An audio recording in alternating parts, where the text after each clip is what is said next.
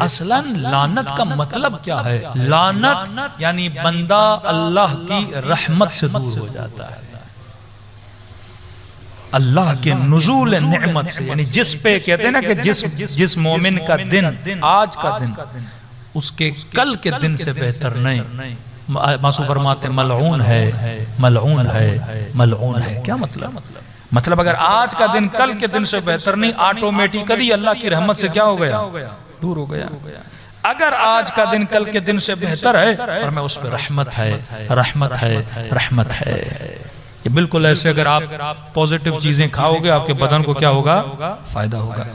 Negative چیزیں کھاؤ گے آپ کے باڈی کو کیا ہوگا؟ نقصان ہوگا۔ ایک جنرل نالج ہے، اگر آپ زہر کھاؤ گے تو زہر کا اثر زہر والا ہے، اگر شفا کی چیز کھاؤ گے اثر شفا والا ہے۔ یہ میرا عمل ہے جو لعنت کو خریدتا ہے، یہ میرا عمل ہے جو رحمت کو خریدتا ہے۔ اب مسلمان لاکھ لوگوں کو بچائیں، بندے خدا تم کسی کو بچا نہیں سکتے اگر اس کا عمل برا ہے۔ عمل اچھا ہوگا وہ خود بخود بچ جائے گا، عمل برا ہوگا خود بخود اللہ کی لعنت کا شکار ہو جائے گا۔ صلوات پڑھے محمد و آل محمد۔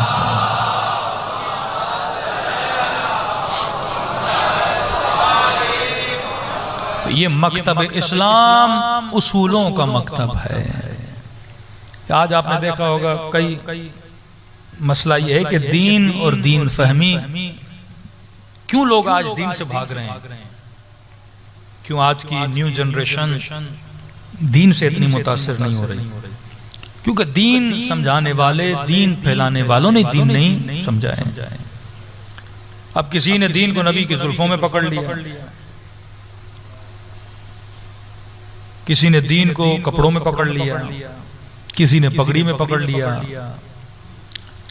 کسی نے صرف دین داڑھی کو سمجھ لیا، کسی نے دین مسلح کو سمجھ لیا، کسی نے کہا دین یہ ہے کہ نبی اپنے زمانے میں مٹی کے برتن میں پانی پیتے تھے، مٹی کے برتن لاؤ۔ کسی نے کہا نہیں آگے مسواک رکھو، یہ دین ہے۔ تو ظواہر پر امت اتنی اٹک گئی، حالانکہ پورے قرآن میں نہ نبی کی پگڑی کا ذکر ہے، نہ کپڑوں کا ذکر ہے، نہ مسواک کا ذکر ہے۔ اور عجیب بات ہے، نہ قرآن میں نماز کی رکعتوں کا ذکر ہے۔ ایک چیز اہم ہے تو اس کا ذکر ہونا چاہیے۔ یہ بھی نہیں بتایا صبح کی نماز کتنی ہے، دوپہر کی نماز کتنی ہے، لیکن یہ بتایا وَيْلٌ لِّلْمُصَلِّينَ الَّذِينَ عَنْ صَلَاتِهِمْ سَاهُونَ۔ وائے ہو نمازیوں پہ جو اپنی نماز میں سستی کرتے ہیں۔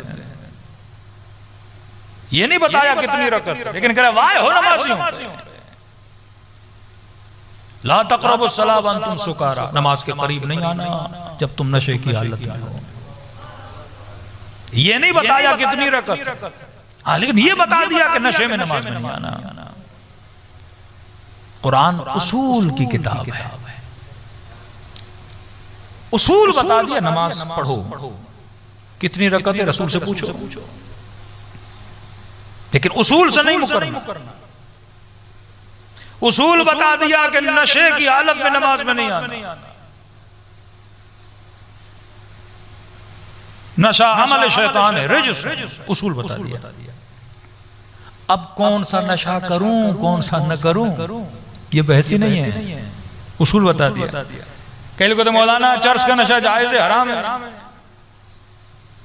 کہا مولانا فلاں نے کہا چرس نجس نہیں ہے، نجاست کی بحث ہی نہیں ہے۔ جو چرس پیے گا نہیں وہ چرس رکھے گا کیا؟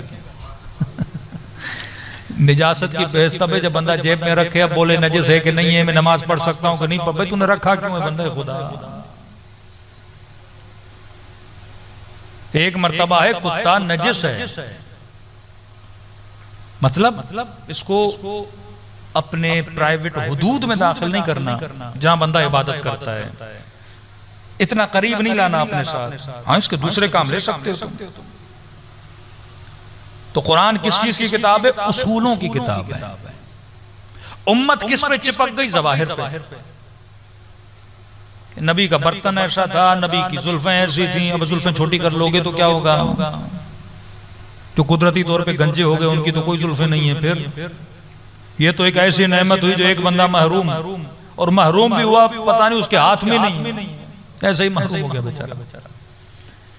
تو اس نعمت کا فائدہ کیا؟ جو کچھ کے لیے ہو اور کچھ کے لیے نہ ہو.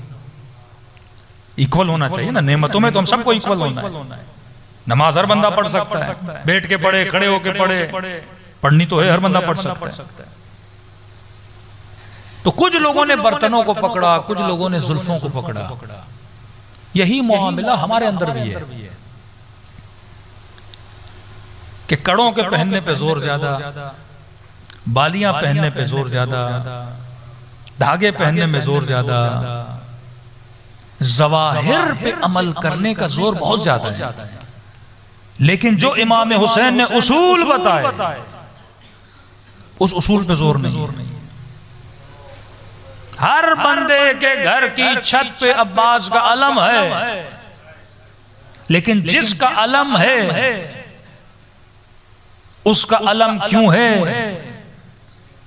اور سارے بھائیوں میں عباس علمدار کا اتنا مقام کیوں ہے کہ جب بین الحرمین جاؤ، یہاں امام کا روزہ، یہاں امام زادے کا روزہ، اور دور سے ایسے لگے کہ دونوں امام ہیں.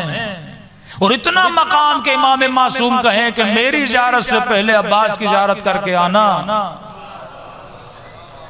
کبھی سوچا کیا یہ مٹھائی بانٹتے ہوئے سارے مقامات ملے ہیں؟ اتنا بڑا مقام غازی عباس کو کیوں ملا؟ ادب کی وجہ سے. جو سمبل آف ادب ہے اس کا علم میرے گھر کی چھت پر ہے، لیکن چھت کے نیچے رہنے والوں میں ادب نہ ہو، فائدہ کیا؟